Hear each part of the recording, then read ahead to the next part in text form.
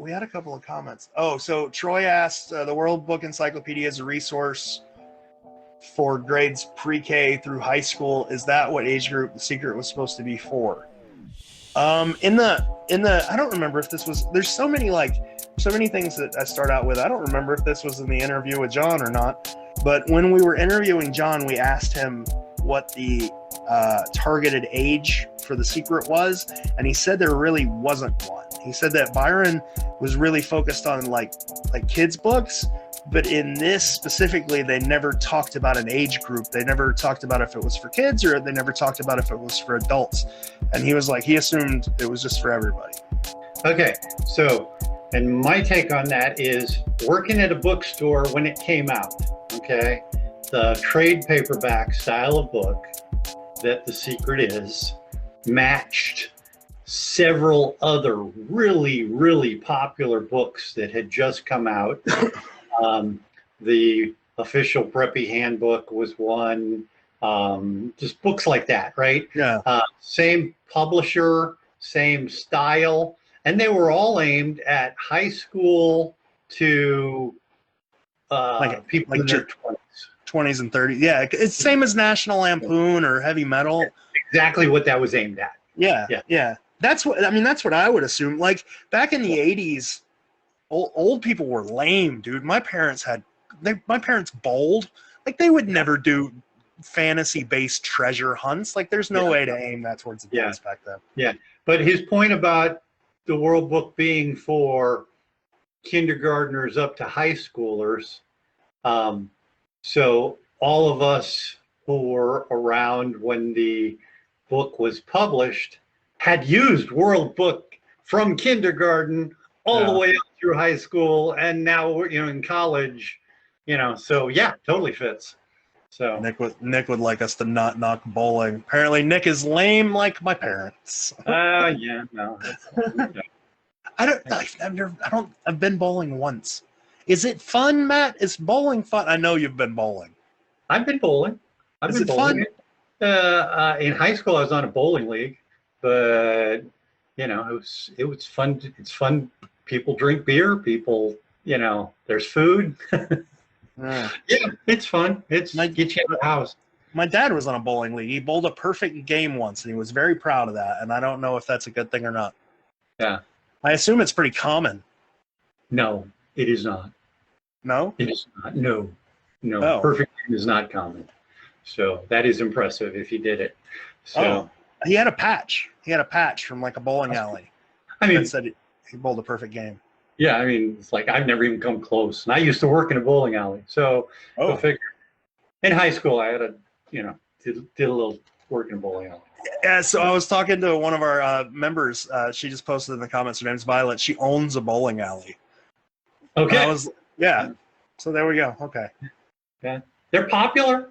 They are popular. So. Yeah. There were other comments, but I've lost them now. We had 44.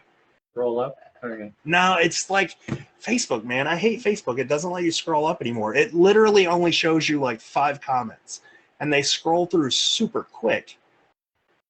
So I've got fun times. A perfect bowling game is impressive. Oh, and now it's just moved. Something about Teddy Roosevelt. Nicholas Canuck has 2 perfect games. 2. Oh, okay. He is twice as cool as my dad. All right. That is impressive. So anyway. Okay. This was all stuff we did before the internet. So there was time before the internet? I don't know, man. It was people existed.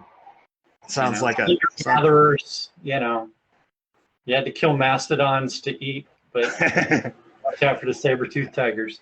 Sounds like a story my grandfather would tell me. Back in my day, we didn't have the internets. We had books. Yeah, but there was cocaine in their Coca-Cola, so, Cole asked a good question. Yeah. Oh, there was, what you're talking about, cocaine and Coca-Cola? Yeah, that's how those old folks kept themselves entertained. And it's also how they could walk 20 miles through the snow to school. Yeah, that would keep me entertained, I guess. Yeah, keep you going, yeah. Cole asked a good question. And then Violet asked one too. Cole asked, so I'm just going to ask these two questions so we keep them in the back of our mind. Cole asked, what is proof in regard to the secret? And then Violet wants to know if we can talk about Krupat. So let me get to Violet's question first and then go to Cole's. So can I talk about my chat with Krupat? I don't really know. So my chat with Krupat was long. It was like 2 hours. And he specifically asked me not to record it. And I didn't. But what I have is ADD, and I also wasn't able to write anything down. So I remember a lot of what he said, but there was a lot of times when he said, please don't repeat this, and I don't remember when those points were. So I don't know what I can and can't talk about, because I legit just can't remember. I mean, I remember some of the things where he's like, don't say this, but I don't remember, like, some of the other things I'm sort of iffy on. So there's a lot I don't really feel comfortable talking about it. I'm trying to get him on, and if I can't, what I'm going to do is I'm going to make an amended Boston video and send it to him for approval and get some stuff changed, because some of the stuff he said made a lot of sense to me. Like, he told me his story from finding the secret until it was found, and was able to convince me that he didn't steal anything from anyone, like flat out just, I'm going to take this from Reddit. He was able to convince me that he didn't do that. He was able to convince me that he did not promise the gemstones to the construction crew. He was able to convince me of a lot of stuff that had really just come about from like gaps in knowledge. And he knew enough, like I had knew a bunch of back end stuff that sort of nobody else knew, that he was able to hit on the points that I knew. So I could tell he wasn't just flat out making everything up. It's really hard to describe the conversation, but it was a good one. And I'm hoping to just get him on to tell it. Because it sounds like, talking to him, it sounds like he's got himself into a position where he doesn't think people will believe him, or he doesn't think that like he could. It's weird, but I got the feeling he doesn't think he could tell an entertaining story with it. Because like halfway through the story, he was like, "Dude, does this interest you?" And I was like, "Hell yes! Everything you're saying to me is interesting to me." I was just being quiet and kind of taking it all in. So I don't know I don't know exactly what's keeping him from talking about it, but it's a good story and I would like him to tell it. Yeah, me too. And in what you released, answered, I had two outstanding questions about him. One was you cleared up where the gem came from. Okay. Yeah. And that's, so there is cool. absolutely no doubt his gem is Byron's gem. Perfect. There's no doubt.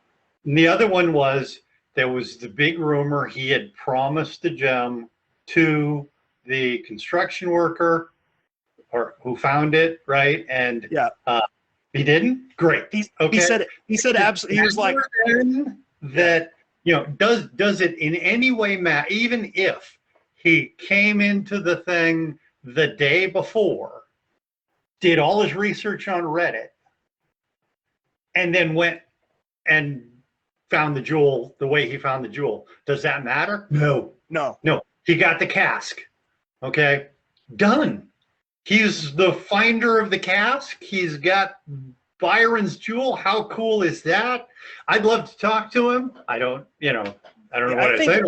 I think he'll talk. I think he'll talk eventually. He just needs some time. Like he had some weird like searcher shit happen to him, and he got a lot of blowback.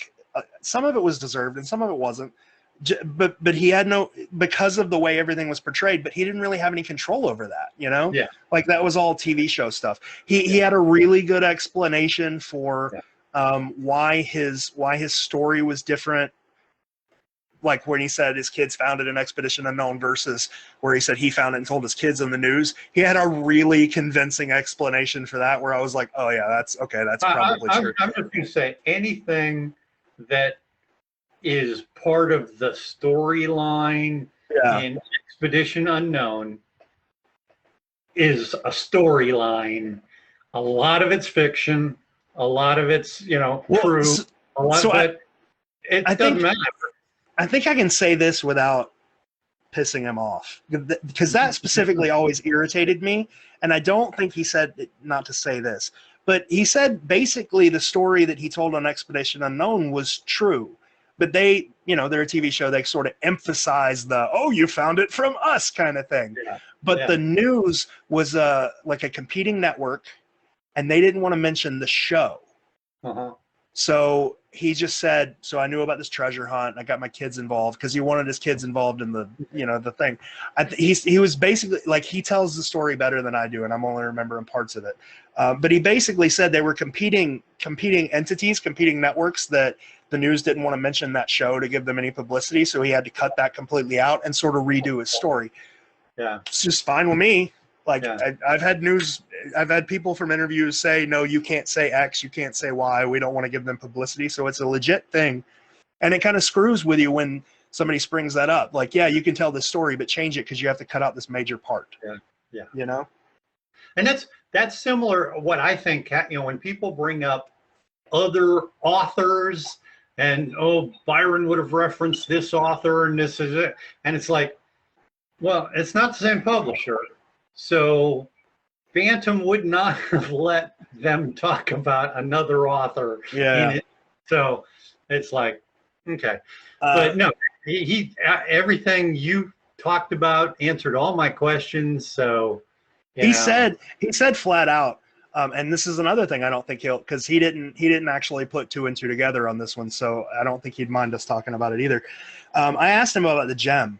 About promising the gem to the construction crew, and he flat out said, "I did not do that because why would I? I wanted the gem." He was, and the way he told the story about how he approached the construction workers and how that all came to be, it was it was kind of embarrassing for him. Yeah. So I get it, but the way we found out about a lot of this is via the construction crew came in during the filming of Boston, and they were all put under NDA except for one guy who was out sick that day. So he didn't sign the NDA. So they only came in and filmed for one day, and one guy was out sick, and he came in the next day, and this had ended up being the same guy that was leaking all the pictures and stuff or whatever. So he came in the next day, and he was talking a bit to us, and the construction crew found out because like the construction crew was getting paid a lot to shut this place down, and they were getting a lot of publicity, and they didn't want any bad press. They found out this guy was talking, and they fired him. Ouch. And shortly after he got fired, all of the negative stuff started coming out, and nobody really knew, all of a sudden it was just negative, but nobody really knew that, oh, this dude got fired. Makes sense. Like he's got an axe to grind. Yeah. But Jason Krupat didn't know that. Krupat didn't know that the guy got fired. Jason didn't know that that was the guy that was talking. It was weird the way sort of what I knew and what he was saying were meshing, creating this new narrative that we had never considered.